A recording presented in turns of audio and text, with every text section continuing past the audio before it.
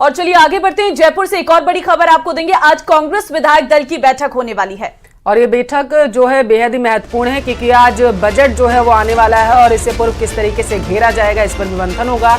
दरअसल विधानसभा में सुबह 10 बजे महत्वपूर्ण बैठक है। विधानसभा की पक्ष लॉबी में ये बैठक होनी, विधानसभा की नापक्ष लॉबी में ये बैठक होनी, ऐसी जानकारी निकलकर सामने आ पा रही है। तो आज कांग्रेस विधायक दल की बैठक होगी और इससे पहले लगातार कांग्रेस जो है वो मंथन कर रही है कि बजट के दौरान किस तरीके से प्रदेश सरकार को घेरा जाएगा और इसी वजह से ये बैठक बेहद महत्वपूर्ण मानी जा रही है क्योंकि 11 बजे के आसपास जानकारी ये सामने निकल कर आ पा रही है कि वित्त मंत्री दिया कुमारी जो हैं वो बजट पेश करती हुई नजर आएंगी और उससे पहले कांग्रेस की ये बैठक बेहद महत्वपूर्ण है।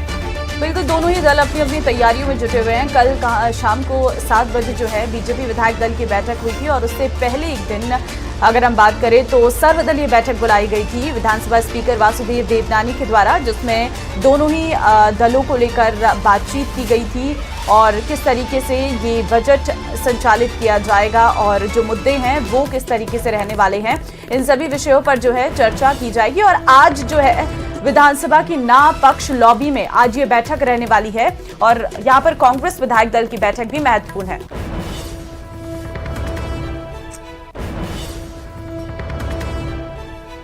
उधर दिल्ली में नई सरकार के गठन को लेकर के तैयारियां तेज कर दी गई। आज शाम को दिल्ली बीजेपी विधायक दल की बैठक होगी। माना यह जा रहा है कि इस मीटिंग में मुख्यमंत्री के नाम पर मुहर लग जाएगी। ये बैठक शाम 6 बजे दिल्ली बीजेपी दफ्तर में आयोजित की जाने वाली है और बैठक में से पहले बीजेपी के जो 48 विधायक हैं उनके हस्ताक्षर इसमें किए जाएंगे और फिर करीब 6:40 पर बैठक की शुरुआत होगी।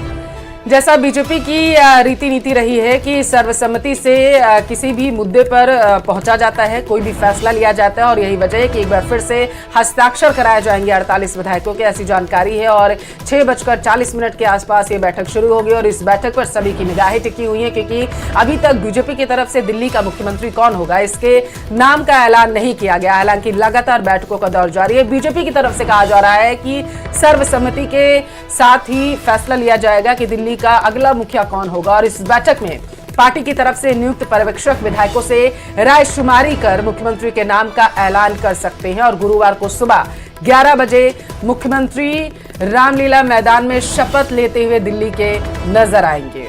बिल्कुल 20 फरवरी यानी कि कल का दिन रहेगा। पूरी तैयारियां जो है वो रामलीला मैदान में कर दी गई हैं। सारे जो इनविटेशन है वो भेज दिए गए हैं। कौन कौन चीफ गेस्ट इस शपथ ग्रहण में रहने वाले हैं उसकी पूरी तैयारियां हो चुकी है, लेकिन अब बस इस बात का ऐलान होना बाकी है। हालांकि मुख्यमंत्री का नाम भी बीजेपी के अंदर खाने में तय हो चुका है, लेकिन आज की बैठक के बाद ही उस नाम को जो है सार्वजनिक किया जाएगा कि दिल्ली का अगला मुख्यमंत्री कौन होगा। क्या कोई महिला को इस बार मौका मिलता है या फिर इस बार बीजेपी कुछ नया चेहरा यहां पर भी दिल्ली में देखने को मिलता है, क्योंकि राजस्थान मध्य प्रदेश में हमने देखा था जिस तरीके से एक नए चेहरे को बीजेपी ने प्रेजेंट किया था मुख्यमंत्री के तौर पर। क्या दिल्ली में भी ऐसा ही कुछ होता है? हालांकि बीजेपी ने ये तो पहले स्पष्ट कर दिया था, सूत्रों के हवाले से जानकारी सामने आई थी कि जो विधायक चुने गए हैं उन्हीं में से एक जो है वो मुख्यमंत्री बनेगा।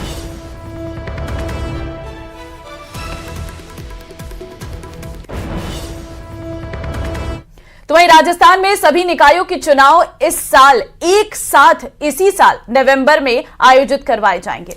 दरअसल राज्य सरकार ने वार्डों के परिसीमन के साथ ही निकाय चुनाव की तैयारी भी शुरू कर दी है। तैयारियां कैसी चल रही हैं आपको विस्तार से रिपोर्ट में दिखाएंगे।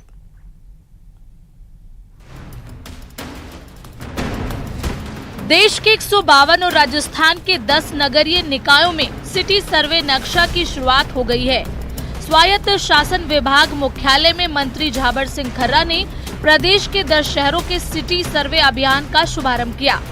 पायलट प्रोजेक्ट के तहत प्रदेश के भिवाड़ी, किशनगढ़, ब्यावर, सवाई माधोपुर, जैसलमेर, पुष्कर, बहरोड, बगरू, नाथद्वारा, नवलगढ़ में पहले चरण में सिटी सर्वे करवाने की शुरुआत की है। Digital India land record modernization कार्यक्रम के तहत प्रदेश के निकायों में ये सिटी सर्वे कराया जाएगा, जिससे संपत्तियों के सटीक सीमांकन की जानकारी मिल सकेगी। जीआईएस तकनीक के माध्यम से ड्रोन सर्वेक्षण द्वारा डिजिटल मैपिंग करवा भूमि अधिकार अभिलेख का डिजिटलीकरण किया जाएगा, जिससे भूमि संबंधी सूचनाओं को साझा करना और पारदर्शी बनाना आसान होगा। मंत्री झाबर सिंह खर्रा ने निकाय चुनाव को लेकर भी राज्य सरकार की मंशा स्पष्ट की। उन्होंने कहा कि राज्य सरकार वन स्टेट वन इलेक्शन की दिशा में काम कर रही है।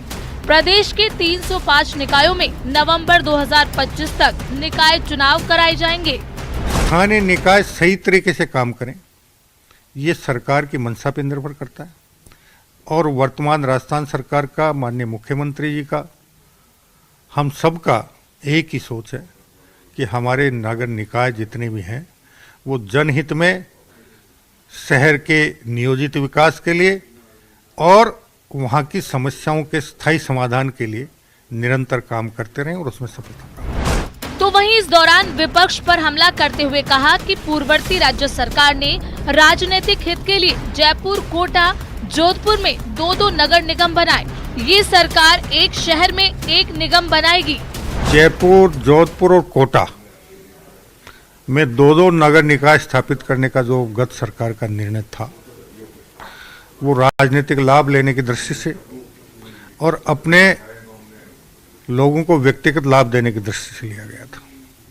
इससे इन शहरों को कोई लाभ नहीं मिला, उल्टा नुकसान हुआ है। अब हम इस निर्णय को जनहित में वापस एक एक निकाय करने का निर्णय ले रहे हैं। फिलहाल राज्य सरकार ने वार्डों के परिसीमन के साथ ही निकाय चुनाव की तैयारी शुरू कर दी है। ये प्रक्रिया पूरी होने के बाद वार्डों का पुनर्गठन किया जाएगा। इसके बाद नए सिरे से वोटर लिस्ट बनेगी। उसमें सुधार के बाद एक प्रदेश एक चुनाव के आधार पर राजस्थान में चुनाव कराए जाएंगे। जयपुर से रोशन शर्मा की रिपोर्ट।